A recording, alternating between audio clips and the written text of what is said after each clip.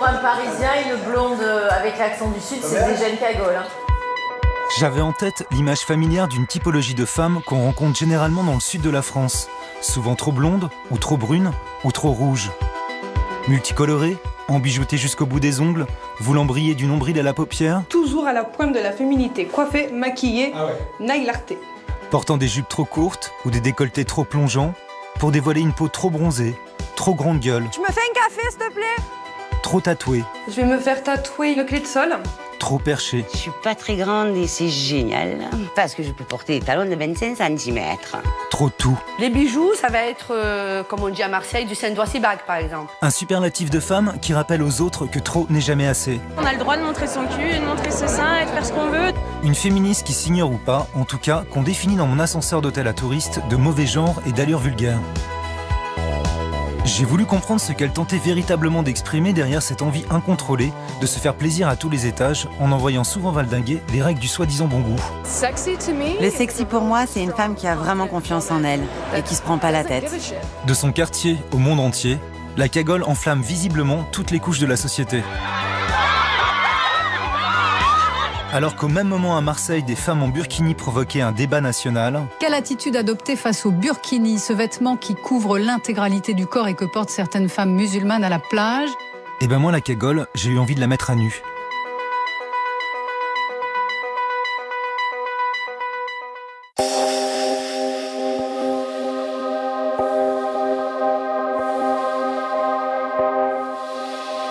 Je commence par Marseille, berceau de la cagole. Je sillonne les rues, je scanne les filles et je m'arrête sur chaque détail, à l'affût du moindre signe extérieur. J'arrive dans le centre historique, le quartier du Panier. Je suis Marie sur son scooter, une vraie Marseillaise. Quartier du Panier, mon quartier natif. Je suis née là, ici, en plein milieu. Jean déchiré, blouson à clous, casque glitter. Elle fait ses brushings dans un salon avec des séchoirs à cheveux roses, devant un chihuahua sur un fauteuil tigré. Elle a une grande gueule. Je pense que tu es obligé de l'ouvrir. Style, admettons, demain je sors avec une robe qui est fendue jusqu'en bas du dos, elle est jaune fluo. Demain on va me dire ah, tu t'es vu le canari, parce que ça c'est Marseille. Hein. Tu vois, tu es obligé de te retourner et t'insulter. Direct. Voilà. Je tiens une piste.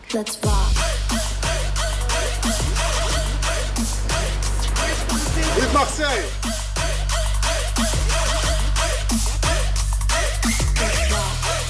Qu'est-ce que c'est pour vous une cagole? Une cagole, c'est une gonzesse un peu légère. Que légère? Enfin, légère, quoi. Elle va avec eux, elle va avec l'autre. Ah, c'est une fille facile, une cagole Voilà, pour vous. voilà. Ah, c'est ça pour vous la cagole? Ouais, pourquoi? Comme ça, pour savoir. Si on te dit ouais, tu es une cagole, qu'est-ce que c'est? Une cagole, ça veut dire que tu es bonne à rien.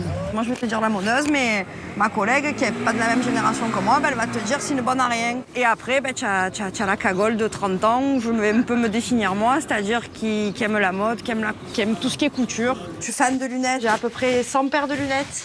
Mais je mets que des belles lunettes, je mets que des marques. Je peux avoir de la Ray-Ban camouflage, premier truc. Après, tu peux avoir, je sais pas moi, des Jean-Louis Scherrer d'il y a 15 ans. Mes lunettes de vue, par exemple, des très vieilles Dior. Après, les sacs, pareil, adeptes du Zadig et Voltaire, donc on a de tout, tu vois. La pochette, le petit truc. Après, tu vois, tu peux te trouver un petit sac Missoni comme ça, qui est très sympa aussi, qui va bien avec ça, tu vois, j'adore. C'est trop beau. Un beau sac Céline. Tu vois ce que je veux dire? Un peu brillant, mais parce que c'est un modèle quand même c'est le premier modèle. Hein. C'est un truc qui sort des Champs-Élysées. C'était le premier lancement du sac.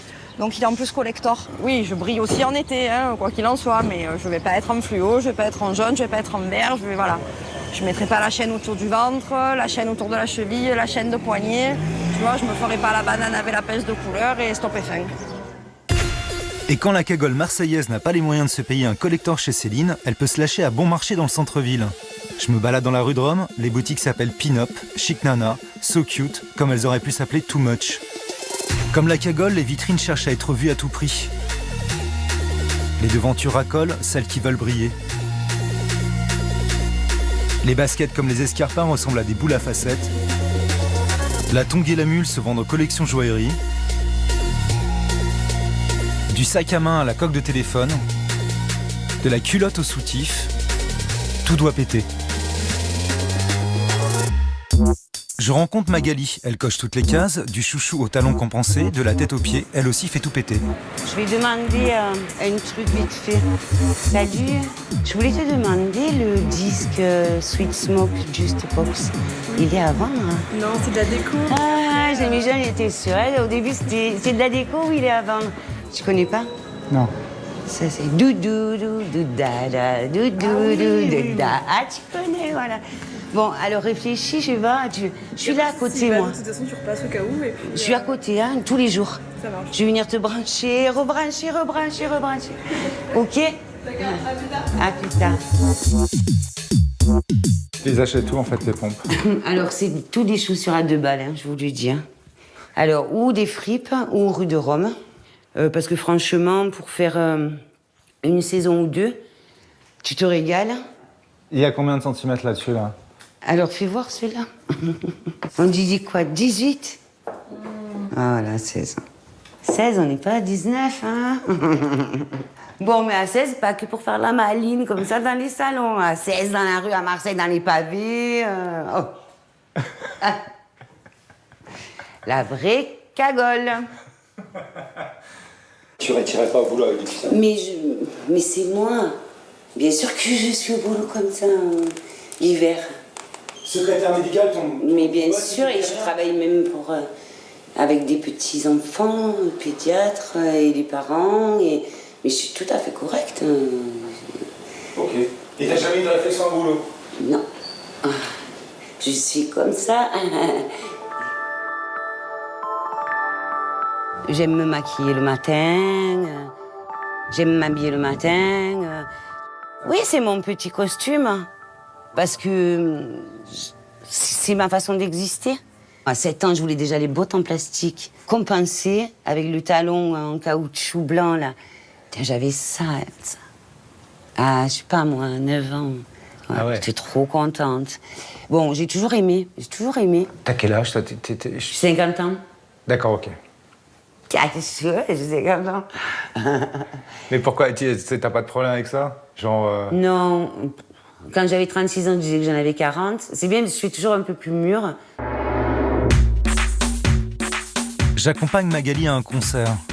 Je suis collé à ses 19 cm. Elle se balance dans une robe rouge qui appelle le regard. Elle largue son sac comme on largue les amarres, puis se lance dans l'arène. En général, quand je sors, comme je sors pas beaucoup, je suis en forme. Et je fais que danser. Mais je fais que danser, quoi. Les pilotis, c'est elle qui les a inventés finalement. Elle les porte. Je comprends mieux cette histoire de pilotis. Perché sur ses 19 cm, au milieu de la foule, je ne vois qu'elle. L'homme qui la prend dans ses bras s'appelle Papedji. Il est l'un des membres d'un groupe emblématique de la scène alternative marseillaise des années 90, Massilia Sound System. Ici, regarde, c'était une usine. Ma grand-mère travaillait là.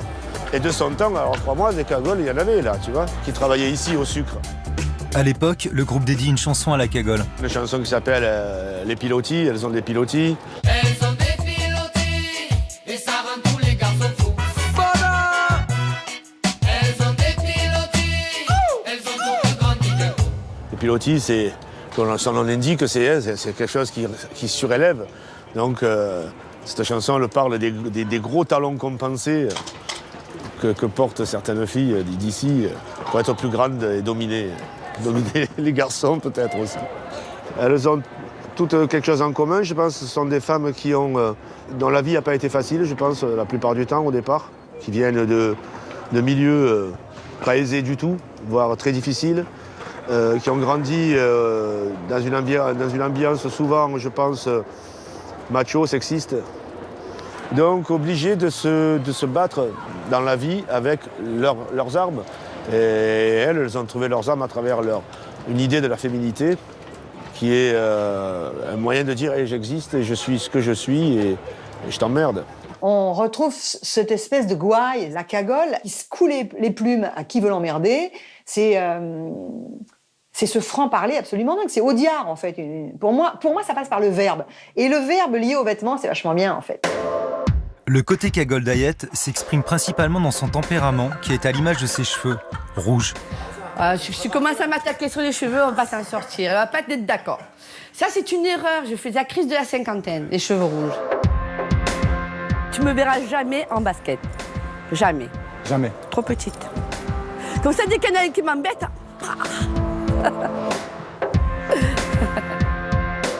Tu fais quoi dans la vie alors? Je donne des cours particuliers à des enfants qui ont une déficience, une petite déficience.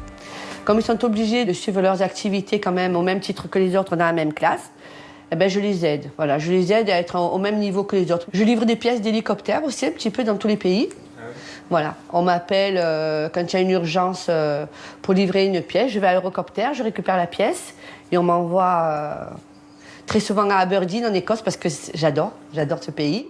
Dans mes traits de caractère, dans ma façon d'être, si on dit que je suis cagole, ça ne me dérange pas. Par contre, dans ma tenue vestimentaire, oui, parce que je travaille quand même sur ça. J'aime pas comme je suis, j'aurais voulu être autrement. Donc je vais essayer d'être discrète. Une sobriété en revanche, qui se ressent moins sur sa télé et sa décoration intérieure, qu'elle customise comme son chien. Je lui mets des manteaux I love you, je lui mets des laisses, j'adore ma maîtresse. Je la bichonne, eh oui. Mais il y a un côté très girly en fait, même chez toi. Tu mais des strass sur ta télé, il y a la bouche de, je sais pas, Marilyn peut-être derrière, je sais pas qui c'est la bouche. La bouche, c'est pas la bouche de Marilyn. C'est la bouche de qui? C'est la bouche que j'ai piquée dans une soirée. Je te jure que j'étais à une soirée, je suis partie avec cette bouche sous le bras. Il n'y a personne qui m'a vue. Personne qui a remarqué. Je suis grande gueule. Oui, c'est vrai. D'ailleurs, Ayette, ça veut dire la vie. Donc, partant de là, un prénom comme ça, je ne peux pas faire autrement. C'est de quelle origine, Ayette? Mon père est kabyle et ma mère tunisienne. C'est le Maghreb, hein, de toute façon. 300%. Hein. T'as quel âge maintenant? On peut le dire ou pas? Pourquoi tu poses des questions comme ça? T'allais le dire il y a 2 minutes, je t'ai entendu. Ah voilà, 51 ans. Voilà. Pas d'alcool, pas de drogue. Voilà. Et je tiens en discothèque, je tenais jusqu'à 7h du matin, sans prendre d'ecstasy ni rien du tout, et voilà. La cagole boit du jus de carotte. Dans une flûte. Tu sais quoi? Ce qui fait la cagole, c'est le regard que l'on va donner de la personne, c'est tout. Je m'en fous, les gens peuvent penser ce qu'ils veulent, moi je sais ce que je vaux. Voilà. Mais bon, c'est vrai que c'est quand même un peu dégradant. Quand on me dit ça, c'est dégradant. La cagole, ça reste un mot dégradant quand même. Le mot cagole est un mot marseillais qui a été rapproché du mot provençal cagoulot, qui pourrait désigner le tablier de l'ouvrière. Puisque la cagole, à l'origine, ça on arrive à le dire, enfin, les dictionnaires le disent, c'était une ouvrière qui se prostituait. On peut faire remonter ce mot au début des années 1900 et même avant, à la fin du 19e siècle. Cette femme-là, elle est généralement dite cagole par les gens de Paris.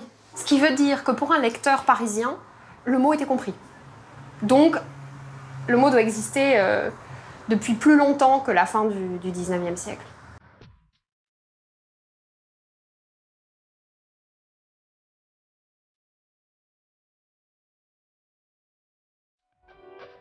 J'aimais d'abord la poésie dépenaillée de ces rues sales, car à Marseille, la poésie court les rues.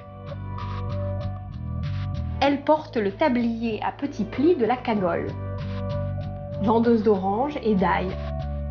Elle arbore un accroche-cœur de cheveux noirs et une papillote au milieu du front. Elle rit, elle danse, se débraille. Elle montre une peau ardente et brune au son des accordéons napolitains dans les bars. La femme, par définition, depuis la nuit des temps, est souillée dans notre monde judéo-chrétien. La femme, elle a ses règles. C'est une femme impure. Nous sommes impurs en tant que femmes. Et ça se retranscrit dans la langue injurieuse, puisque ça ressort au niveau de la salope, qui est sale, de la putain, qui pue. C'est étymologiquement, voilà les racines des mots. Et le mot cagole porte la sonorité du verbe caguer, qui signifie chier. Donc là, si on entend caguer dans la cagole, on entend la femme qui chie, la femme sale, la femme impure. Donc je pense que ça travaille d'une façon ou d'une autre l'inconscient. Je reprends la route en direction du Var, l'autre région de la Cagolie. Sur l'autoroute, les panneaux défilent déjà comme autant de promesses. Saint-Tropez, Nice, Saint-Raphaël. Je longe la Riviera, les voitures de sport et le soleil m'annonce déjà le clinquant. J'arrive à Cannes. sur la Croisette, les boutiques de luxe ont toutes sorti leur collection tape à l'œil.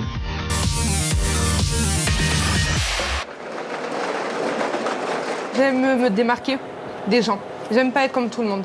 Je rencontre Laura, elle a une pince dans les cheveux, un t-shirt léopard, une tarentule, un perroquet gris du Gabon, des Yorkshire et des griffes à la place des ongles.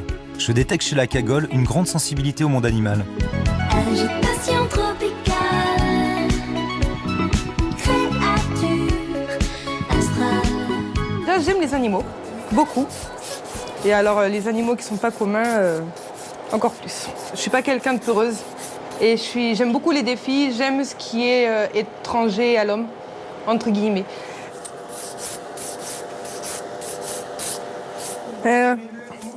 Où tu vas? Il s'en va, lui. En fait, je suis ce qu'on appelle nail artiste. Ça veut dire que toute la déco que je fais est faite à la main levée. Là, je vais faire ce qu'on appelle l'architecture de l'ongle, en fait. Donc, c'est toute la mise en forme faite à la lime pour ma part. Après, pour certaines, elles aiment bien le faire à la ponceuse. Mais moi, c'est pas mon délire, la ponceuse, pour ça.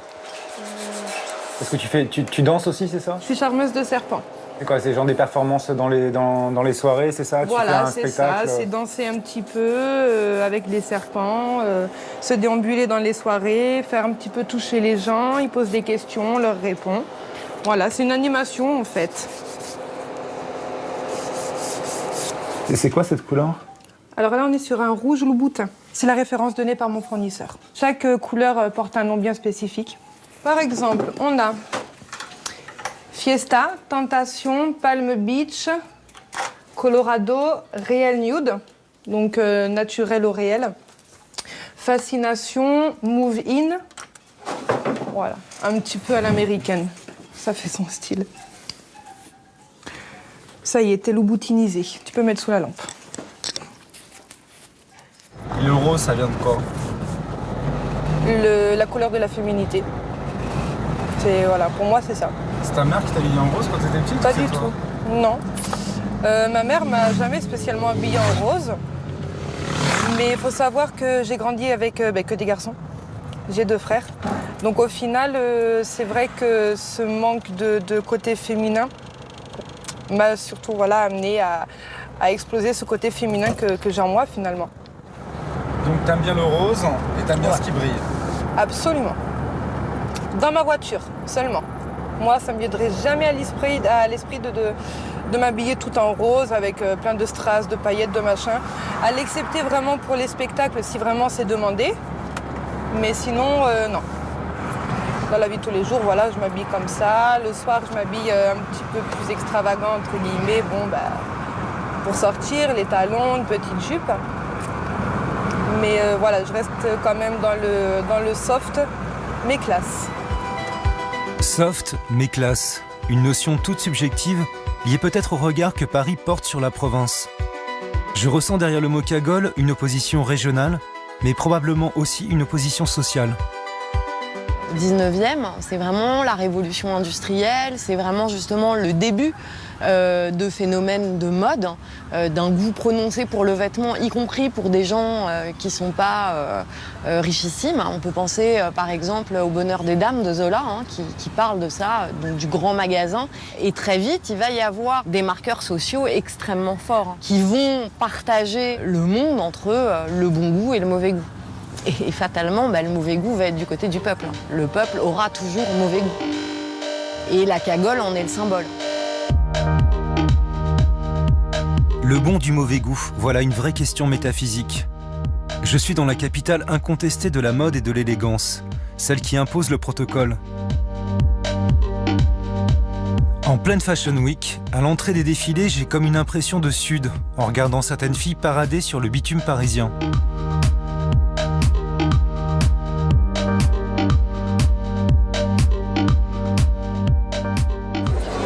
Est-ce que pour vous, les filles du Sud sont plus sexy que les filles du Nord? Je suis une fille du Sud.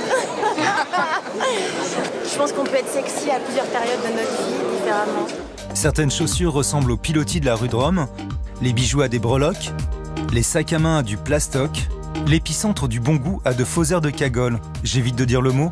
En pleine semaine de défilé couture, c'est grossier, voire tabou. Je détourne la question. La différence, limite, entre le sexy et le vulgaire. Mais parfois, vulgaire, c'est sexy. Et justement, c'est ça. Est-ce que la vulgarité peut être sexy? Ouais. Et réfléchissez. Or you are sexy or you're not. It's not a matter of clothes. Sexy is feeling good about yourself. That's really all it is in the end. You know, if you feel great about yourself, you're going to feel sexy. Do you think the Mexican women are more sexy than the French women? In Mexico, you know, it's very hot. We are very spicy, so it's a little bit different. Alors, sexy ou vulgaire?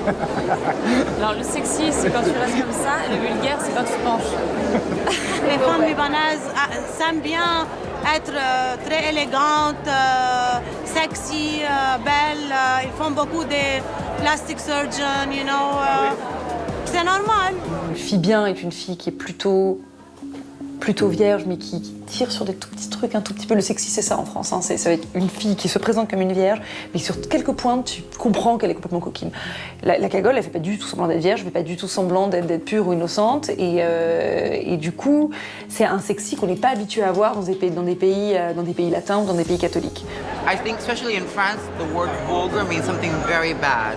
But I think there has to be some sort of vulgarity in everything because, like Diana Vreeland said, it's a spice. It adds a little something. In France, if you show too much breast, if your skirt is too short, if you have too much makeup, it's considered like, oh, you know, it's a bit too sexy. So I think, I'm not saying that French women are not sexy because you have so many beautiful French women, but I think it's a cultural idea. Vulgaire, ça vient de quoi? Le peuple, vulgus, c'est le peuple. Et c'est en effet, c'est une femme populaire, c'est une femme du peuple, c'est une ouvrière. Mais aujourd'hui, quand on entend vulgaire, on pense plutôt jupe très courte et maquillage trop voyant. Vulgarity is, everyone has a different perception of it, but obviously it's always kind of related in a bad connotation. But then there can be a sexiness that's kind of done with a little bit of a strength or a little bit of a, you know, pizzazz. That could also be a vulgarity.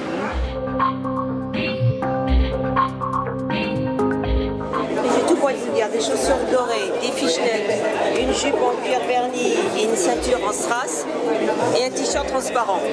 J'espère que c'est sexy et que c'est pas vulgaire, mais la ligne, elle est vraiment... Elle est limite parfois, non? Jean-Paul Gaultier est l'un de ces grands créateurs à qui la ligne ne fait pas peur.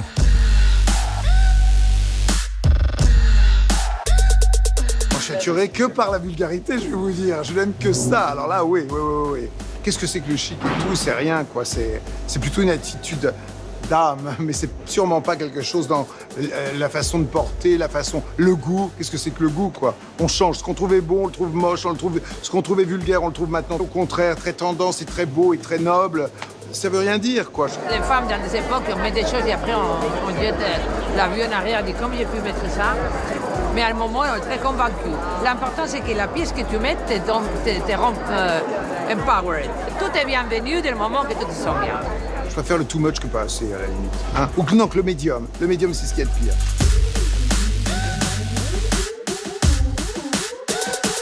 Finalement, même ici à Paris, du résil au décolleté, de la chaussure à la nuisette, de la bouche à la lunette, du créateur à la cliente, ça peut déborder. If someone says I'm a cagole, I don't give a shit. J'ai la sympathie pour la vulgarité de ce genre-là, parce qu'il y a une vulgarité faite par les riches qui est insupportable. Et alors que bon, c'est des gens du peuple qui s'habillent comme ils ont envie, un peu voyants, alors que t'as des cagoles de luxe, ils sont à chier par terre. Fuck. Paradoxe injuste, les gens de la mode ne se revendiqueront jamais comme des cagoles alors qu'elles sont pourtant bien souvent leur source d'inspiration. Sur les podiums, les créateurs revisitent sans cesse l'archétype du soi-disant mauvais goût, sans même parfois en avoir conscience. Une façon élitiste de placer le curseur de la provocation et de la vulgarité, la définition même de la cagole. Et quand on n'est plus dans la citation mais carrément dans la commémoration, la marque ultime, le too much incarné, Philippe Plein. Tout y est. Le créateur se lâche sans pudeur, je ne trouve plus de mots. Les tenues parlent d'elles-mêmes, je ne vois plus de second degré. Respect.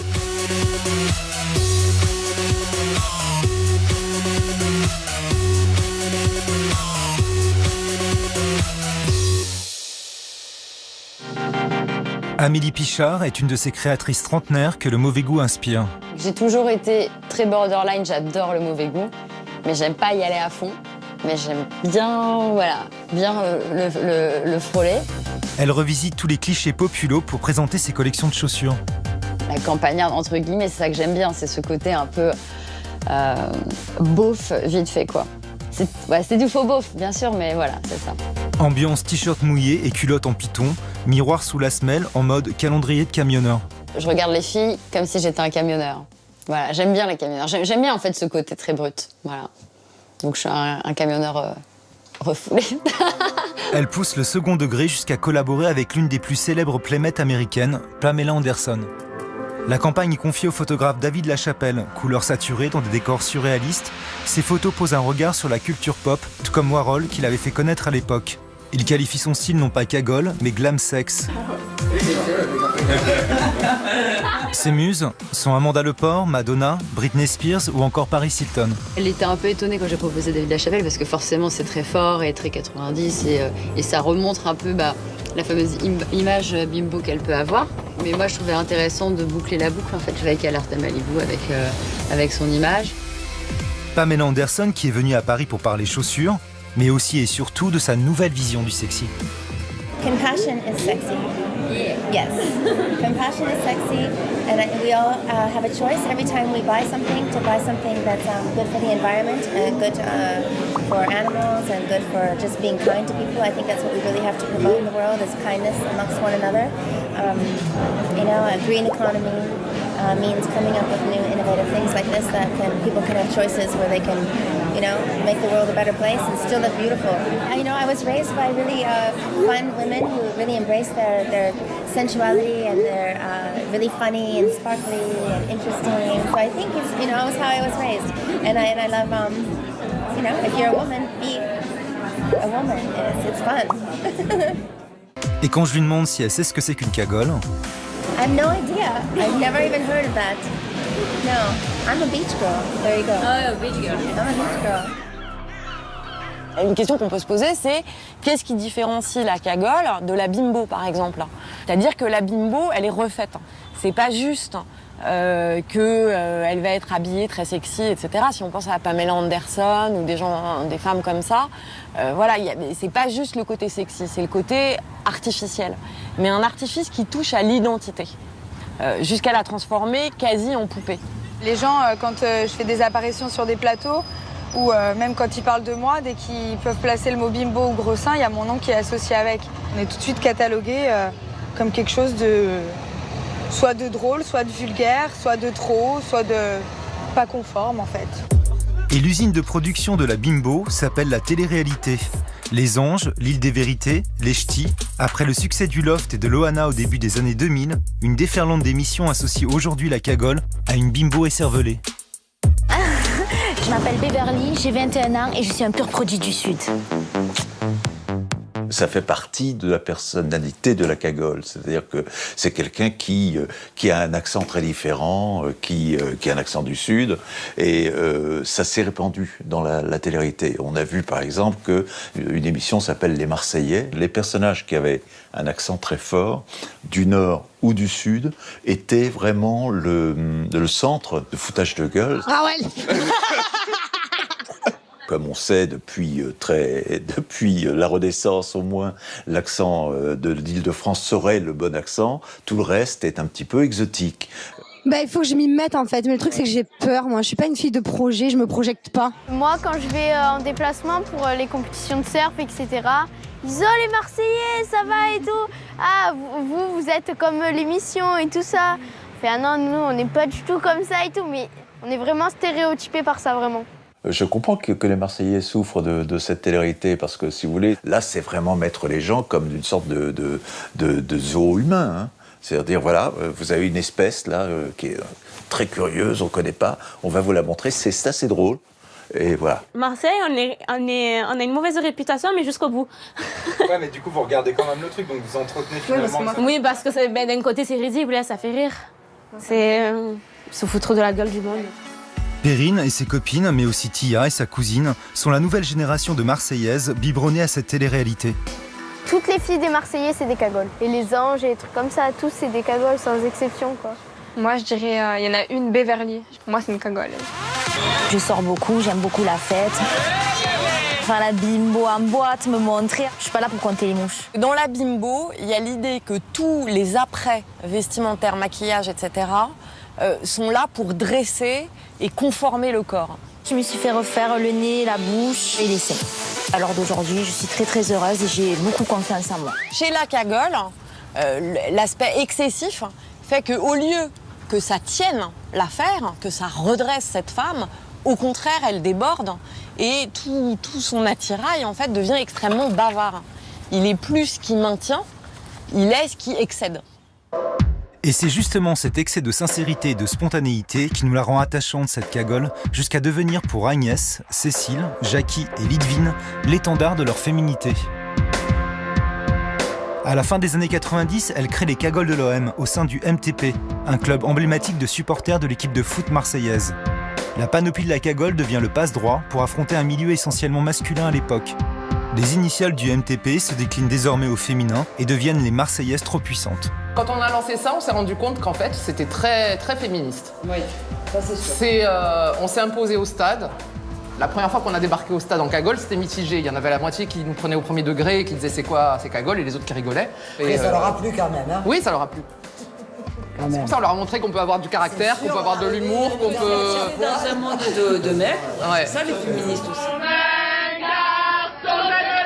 Comme un garçon, je veux des crampons. Comme un garçon, tu aurais ma peau. Comme un garçon. On appelle ça en anglais de l'empowerment. Il y a l'idée qu'on prend le pouvoir, on transforme quelque chose en soi qui devient arme de pouvoir alors que c'était une impuissance à l'origine. Les exemples types, c'est la salope, les 343 salopes, le manifeste. C'est récupérer ce mot qui est quand même avilissant pour en faire une arme. Et c'est une arme de dire, moi j'ai le droit de dire ce mot-là. Moi j'ai le pouvoir sur ce mot-là. Mais toi, il t'est interdit. Ce mouvement, finalement, il a permis de faire vraiment ce qu'on a envie jusqu'au bout, sans qu'on ait un regard trop critique sur nos tenues. Sans être vulgaire, parce que je pense pas qu'on l'ait été une seule seconde, mais être féminine jusqu'au bout des ongles, c'est-à-dire que là, on sortait vernis. On avait les ongles bleus, tout était, tout ce qui nous plaisait dans les trucs de gonzesse, on le faisait. On excuse plus facilement un homme en général. La vulgarité, l'alcool, la clope, le sexe. Bien sûr. La fréquentation des bars, tout ça c'est normal pour un mec. Pas trop normal pour une femme et assez normal pour une cagole. Alors c'est pour ça que c'est bien parce qu'on est glissé en cagole. On a tous les droits. Ouais, c'est ça. Il y en a une qui m'a su. Elle peut tout faire. On peut pas dire qu'une cagole soit une féministe dans le sens premier du terme, mais par la force des choses et pour tous les débats qu'il y a autour du féminisme pro-sexe, peut-être de façon presque contre elle, involontaire ou contradictoire, elle finit par avoir une démarche qui est plutôt revendicatrice de la liberté des femmes. Donc, en grand paradoxe, c'est un genre de féminisme. La Marseillaise est motorisée, et donc la Marseillaise peut s'habiller très très dénudée et rentrer chez elle sans problème. La Parisienne rentre dans des taxis où on va la traiter de pute, dans le bus, noctambus, dernier métro, c'est impossible. Tu peux, juste de façon absolument technique ou pratique, tu peux pas sortir dénudée comme ça parce que tu vas te faire agresser. Donc ça, c'est la liberté d'une fille qui se déplace toute seule. Heureusement qu'elle a chaîne, sinon je t'entends pas, comme d'habitude. Ah oui. Si elle n'est pas là, tu peux sonner jusqu'à demain, je te le dis. Elle est là, ma cagole. Ma chérie. Viens. Viens. Allez. Charlie va monter, elle est comme nous. Elle fait pas ta postérieure plus lourde que la tête. Est-ce que c'est dur de se promener sexy pour une femme? C'est très très dur parce que il y a beaucoup de personnes qui confondent la femme sexy et la femme... Enfin, ils associent une femme sexy à forcément une fille facile. Voilà. Et pourtant, comme on dit, l'habit ne fait pas le moine. Donc, c'est pas parce qu'une femme va être sexy et toujours maquillée, toujours apprêtée, qu'elle va être forcément facile. Bonne. Ceci dit, si une femme a envie d'être facile, c'est son droit aussi, quoi. Moi, j'ai ce souci-là, de ce regard... c'est une pute, on comprend dans le regard, quoi. Ouais, c'est ça. La première fois que je l'ai vue avec sa fille, d'ailleurs, on aurait dit deux sœurs, c'est beaucoup tape à l'œil parce que de suite, c'est la grande blonde, beaucoup maquillée. Si je devais te relooker, je t'habillerais autrement. Non, mais c'est vrai. C'est vrai. C'est marrant parce que moi aussi, si je devais te rouler. Mais oui, mais bien sûr. Autrement. Mais oui, Là, je vais je me rouler sur moque. rouge. Attention, non, mais là, les cheveux, faut pas en parler, c'est une erreur. C'est une erreur. Mais ceci étant, tu es une belle plante. Tu es une femme qu'on regarde, tu es une femme qu'on remarque. Donc effectivement, après, il y a des gens peut-être qui vont dire c'est une cagole. À la mesure où tu montres, tu es une cagole. Au point même que dans certaines hautes sphères parisiennes, le simple fait de porter une jupe pourrait presque faire passer certaines ministres pour des cagoles. Encore au Parlement, une femme arrive avec une robe, elle se fait siffler parce qu'elle a une jupe. Monsieur le Président, Allez, écoutez. Mesdames et Messieurs les députés, mais surtout Messieurs, visiblement... La ministre est en robe, voilà qui suffit à déclencher un brouhaha fait d'exclamations sarcastiques. Elle était très belle d'ailleurs, Madame Dufaux, ce jour-là. Elle avait une très belle robe, elle était tout à fait souriante et sémillante, et tout d'un coup, elle a piqué son phare. Madame Duflot est une jolie femme. Moi, j'aime les jolies femmes avec des robes. Elle était en robe, je la trouve mieux en robe qu'avec un blue jean. Audrey Azoulay, le nouveau ministre de la Culture, à chaque fois qu'elle est présentée, on rappelle la très charmante ministre. Mais quoi très charmante? On peut pas me dire d'où elle vient, ce qu'elle a fait, elle vient d'arriver. Mais ils vont toujours mettre ça en avant, qu'elle est jolie, qu'elle est plutôt chic. Au Conseil des ministres, Aurélie Filippetti et Marisol Touraine sortent la petite robe noire. Fleur Pellerin a tenté la soie carmin. Le glamour en politique, c'est fini. Aujourd'hui, elles enlèvent leurs gants de velours et sortent les griffes. Oh, ça suffit, là. Mais qui c'est qui s'est fait Écoutez, ça enfin, franchement. arrêtez, quoi. Je suis pas une poule, hein. C'est bon. Mon propos, pendant que je parlais de la parité, c'est qui cette nana? Faites un rappel à l'ordre, Madame le Président. C'est Madame la Présidente. C'est dur d'être féminine, en règle générale dans la vie, d'assumer sa féminité. À cause de la mentalité d'aujourd'hui, oui, c'est difficile. Parce que les mentalités, au lieu d'évoluer, elles ont régressé. Et c'est vraiment dommage, quoi. On est en 2016 et finalement, au lieu de s'ouvrir, d'avoir une certaine ouverture d'esprit, finalement, on se renferme. Donc oui, c'est difficile. On est très très vite catalogués pour rien, surtout moi, la première qui suis danseuse. On est des filles faciles, on est des, désolé de mon terme, mais des putes. On nous voit comme ça. Alors que tu as des temps d'assumer... Ah oui, mais par contre, j'assume. On peut me traiter de tout et n'importe quoi. J'en ai rien à cirer. Je suis à Cannes, pendant que dans une boîte de nuit, Laura se fait tatouer une clé de sol avec les ailes de son ancien perroquet mort. Je me balade avec la caméra et je m'arrête sur chaque détail. Chaque tatouage, chaque décolleté, chaque robe moulée. Les vernis à ongles des filles comme le balancer de leur cul me sautent aux yeux. Je vois toute une génération de nanas bercées au son et au clip vidéo d'une Nicki Minaj, d'une Rihanna ou encore d'une Beyoncé.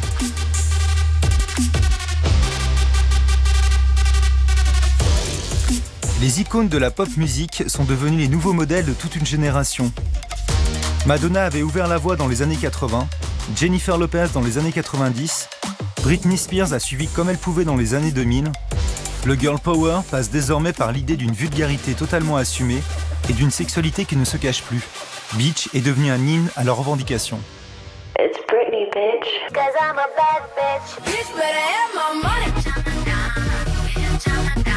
Beat, beat, bitch, move. It's Britney, bitch.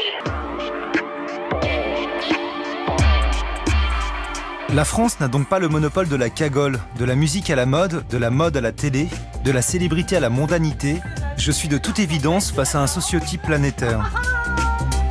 Je pars creuser la question. Est-ce qu'il y a des cagoles au Japon? Ah bah oui, on les appelle les kogaru, une mode vestimentaire japonaise affectant les jeunes filles et jeunes femmes urbaines. Et en effet, les filles ont l'air bien affectées et semblent avoir fait exploser leur taux de mélanine. Une autre cagole du Nord, la Essex Girl du comté de Essex en Angleterre, au sud de Londres. Victoria Beckham, dans le genre, elle a eu son époque aussi. Mais apparemment, elle tweet qu'elle est fière, donc tout va bien. Finalement, la cagole, c'est un concept qui est universel, parce qu'en Roumanie aussi, la cagole existe, on l'appelle pitipoanka là-bas. Pitipoanka, siliconată, strigând machiată și retușată, pitipoanka. Ce qui est rigolo, c'est que pour moi, c'est presque un archétype de la fiction moderne dans laquelle on est, quoi. C'est-à-dire que c'est presque un personnage à part entière de notre mythologie. Et on a toujours été dans cette, on va dire, dans cette dichotomie féminine entre, d'un côté, l'esprit et le corps. Donc il y a toujours eu, d'un côté, la maman et de l'autre côté, la putain. Un pote allemand me parle de la Tussi, une autre cagole de l'Est. Du bist so ein Tussi, traduction, tu es vraiment une poufiasse. Ok. Au sud de l'Italie, ça se dit Vrenzole. Et là-bas, elle chante sur les marchés.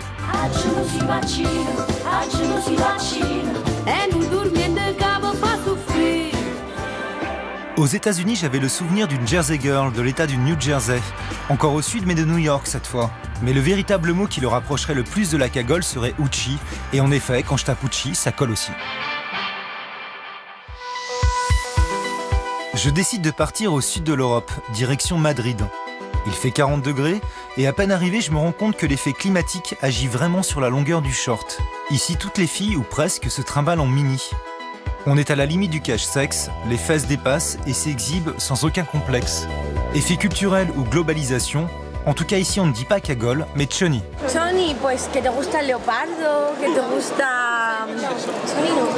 Mira, como esto, muy malamente porque voy un poco fina, no apto para zorra. ¿Cuál es el carácter de una chica choni? ¿Cómo es? Si son un poco el cante, como ahora, no sé. Yo creo que en España las mujeres van como quieren. Yo creo que hay como mucha libertad y a nivel tanto expresión estilística como sexual, ¿no? Yo creo que no hay límites, también el tiempo acompaña mucho. En verano las chicas se vuelven muy locas, mini short, mini top crop. No pasa nada, ¿no? En España es como que hace mucho calor, la gente le da igual, nadie te mira ni te eres una puta porque ya es una falda corta. Nadie. ¿Dicen las mujeres de aquí sexy? Súper sexy. Las españolas son súper sexy. Je rencontre les Ghetto Nails, un collectif de filles madrilènes. Elles viennent de la mode, de la danse, du graphisme ou encore de la musique. Mug Bob l'éponge sur table en or, Alf en téléphone, MTV Awards sur la cheminée, casquette McDo Collector sur la tête, leur appart baigne dans la culture pop américaine de leur enfance, celle des années 90. Ce collectif déjanté revisite aussi une autre culture populaire américaine, le nails art. Zzz. What is Chonis? Chonis es like people from, gente de la periferia. Sí, de la periferia, que... Gente que vive fuera del centro, que le gusta todo mucho más macarra, más salir de fiesta, todos leopardos, muchos piercings, muchas drogas, tribales. They don't want to go to school, they don't want to go to work, they don't want that. There's more. They just want to be smoking all the time. Smoke and drink. Smoking joints. The parking. Y les gusta, ellos se compran salen como 2 o 3 veces a la semana, se compran sus botellas de alcohol y se van a su parking de parquileo, que es poner coches en una esplanada y poner música y ahí bailando, hacer botellón, básicamente. Ay, tía, me encanta tu top. Sí, cuando quieras te lo dejo. Sí, si yo tuviera tus tetas, pero seguro que a mí no me queda bien. ¿Pero qué dices, tía? Tampoco tengo muchas más que tú. Ay, les anda que no, mira. Pero a veces lo amamos, sí. Sacamos un poquito de... This is to be inspired of everyone, yeah, for sure. Why ghetto? Porque realmente, para empezar, la cultura de uñas viene un poco del gueto y viene un poco de la gente las uñas más extravagantes y más impresionantes. Ese es nuestro estilo. Son la gente más de gueto, más realmente. Tú estás flipando, ¿qué le digo a tu mujer? ¿Qué me estás llamando? Anyway, I think it's a good balance between like to be quite masculine sometimes and then be quite girly. I think it's the most interesting thing to me to do like the mix up between all of this.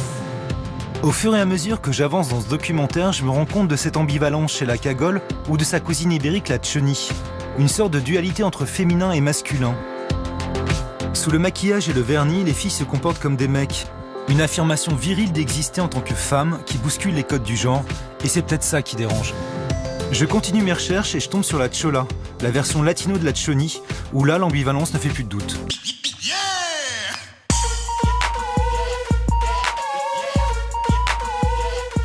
Oh, this bitch. Okay, first of all. No, bitch, no, you don't got this. A Barbie? Tetas around shit. Like Not they're even choking that, her, bro. Like, what are you talking about? They're not They're even like that big. this. That's Rihanna. Is this Photoshop? The teardrop? Yeah, we saw that. And it's the wrong spot. It's in the wrong spot. That's Jenny from the block. She looks sexy as in this video. I'm not gonna lie. She, you know. Out of all the pictures I've seen, this is the best. She gets the Chola stamp of approval. We turned Diana into La Blue Eyes. Check her out. Órale. Notre Chola à nous, c'est Lisa Monet. Une chanteuse au style et aux paroles rentre dedans. 1m90 et 100 kilos de muscles. Cet homme m'a rendu accro à son vrai calibre et lui à mon cul. J'aime pas prendre des pincettes en fait quand je parle avec les gens. Il faut dire les choses franchement en fait. Faut pas avoir de la retenue. Parce que sinon les gens ils vont pas comprendre. Donc moi je suis pas du tout dans la retenue. Je veux que les gens ils comprennent. Pour ça il faut vraiment voilà. Même dans mes relations je suis comme ça. Dans la vie faut se lancer, c'est tout ou rien. Faire les choses qu'à moitié, ça ne sert à rien. Mon adolescence, j'étais un mec. J'étais un mec. Je traînais qu'avec des mecs, je portais des baguilles, j'étais, enfin voilà, les cheveux courts et tout. Des fois, on me comparait même à Missy Elliott ou Dabrat, tellement que je m'habillais, voilà, un peu très masculine. Si j'étais un mec, j'aurais une big dick. J'aurais baisé toutes les chaînes de Paris. Goûte mon yaourt aux fruits. Qu'est-ce que t'en penses, mon ami? Et ce côté plus féminin, en fait, il est arrivé vers quel âge? Il est arrivé... je sais pas si je peux le dire, mais au moment où je me suis fait dévierger. Voilà. C'est-à-dire à quel âge, en fait, à peu près? Vers les 17 ans. 17 ans. C'est vraiment l'époque où, en fait, je me suis découvert sexuellement, que j'ai découvert que je pouvais mettre des talons et que je pouvais être sexy comme ça. As-tu déjà goûté à la perfection au masculin? Connais-tu les courbatures causées par la baise entre tes reins? T'as conscience de ça que quand tu t'affiches comme ça, par exemple avec ton petit haut, transparent, avec ton papillon sur le décolleté... Et c'est joli, non? Bah oui, c'est joli. Que tu te sens agressé par le regard des hommes, des fois? Si, des fois par ici, mais ça c'est quand je m'habillais avec des shorts, des mini-shorts qui allaient jusqu'à là, quoi. Je me rendais pas compte que c'était vraiment... vulgaire. Ceux qui avancent dans la vie sont ceux qui apprennent de leurs leçons. J'ai eu mon premier taf à 18 ans, j'ai travaillé au McDonald's. Donc voilà. Ensuite, j'ai travaillé à la maison de retraite. Donc je me suis occupée des vieux et tout, mais c'était plus de l'animation. C'était pas du genre je lavais des culs, etc. Et je leur faisais des activités, des jeux de société, je les faisais chanter, danser, voilà, je leur chantais des chansons. Ensuite, j'ai fait de l'esthétique. Mais le milieu, il me plaisait pas du tout. C'est-à-dire de l'esthétique, tu voulais... De l'esthétique, épiler des chattes, masser des gens. J'ai pas du tout aimé ce milieu-là parce que les filles, elles étaient trop sur l'apparence. Et donc du coup, quand elles me voyaient manger, elles disaient « Ouais, mais t'as vu, tu manges trop et tout. T'as vu comment t'es grosse. Je sais pas quoi, t'as pas honte. Moi, j'aime pas les gros culs et tout. » Je dis « T'aimes pas les gros culs, moi, j'aime bien. » Eh non, moi, je suis pas refaite. Mais toi, je t'aime si t'es métisse aux yeux clairs. Moi, ce que je veux, c'est que les mecs, ils arrêtent de se foutre de la gueule des meufs, c'est tout. Oh, coucou. Tu vas bien? J'adore les chiens, j'adore les animaux. Toujours des talons? Des talons, ouais. Moi, je suis petite, hein. T'as vu, moi, je fais 1m57. Hein. Ah oui? Nicki Minaj aussi, elle fait 1m57. Mais je porte aussi des Doc Martens. Hein. Des fois, il y a encore mon petit côté mec qui revient.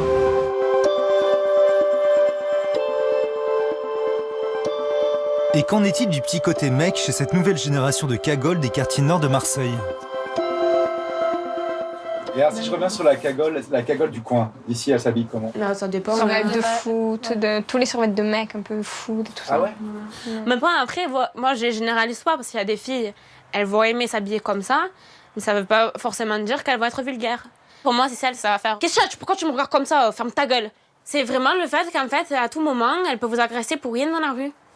Elles sont obligées de s'endurcir et pour se trouver une espèce de distinction, en fait, il faut qu'elles trouvent une solution.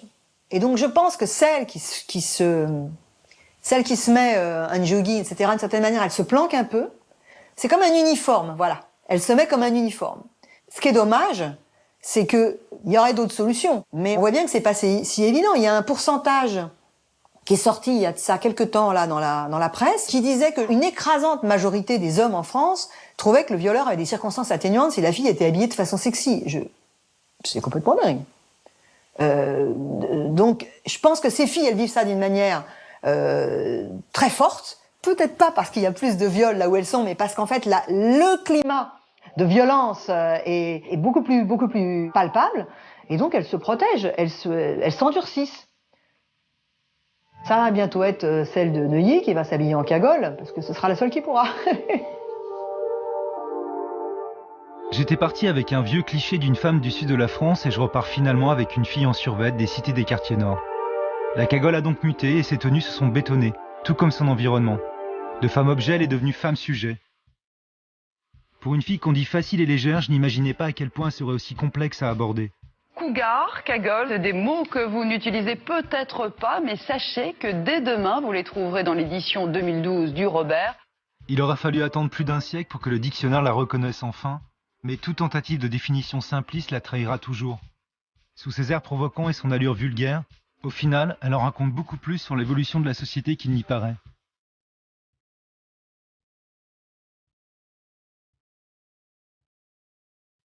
Je regarde ces gamines quitter la plage, et je me demande à quoi ressemblera la future génération de cagoles.